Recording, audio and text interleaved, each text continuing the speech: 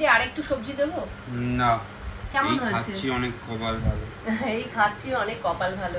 তা যাই হোক বন্ধুরা, এরকম পাঁচমিশালি সবজি খেতে চায় না, তা আজকে একটু দিয়েছি, মানে ওর জন্য খেতে চায় না বলে ওর জন্য ভালো হয়েছে কিনা জিজ্ঞেস করলাম বলে, মানে ওরকম ভাবেই বললো ভালো। এই মুখটা দেখো, ইস কি কষ্ট করে যে খাচ্ছে।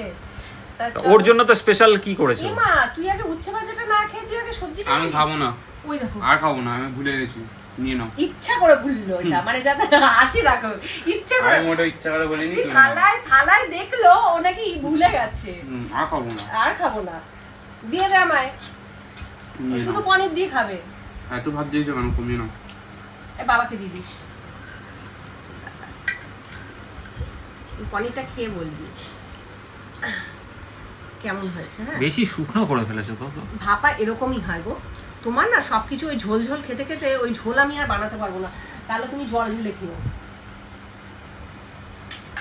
খেয়ে বল, লঙ্কা দেবো? হ্যাঁ খেয়ে রিভিউ দে তো। ঝাল হয়েছে এমনি, না না এটা ঝাল হয়নি, দেখ সবজিটা ঝাল হয়েছে। খেয়ে বল। তুমি রান্না করেছো না, এমন ভাবে বলছো খেয়ে বল। না মা ভালো হলে মা পরের দিন বানাবে আর রেসিপিটাও দেখাবে। ভালো, নারকেল দিয়েছো? ভালো হয়নি?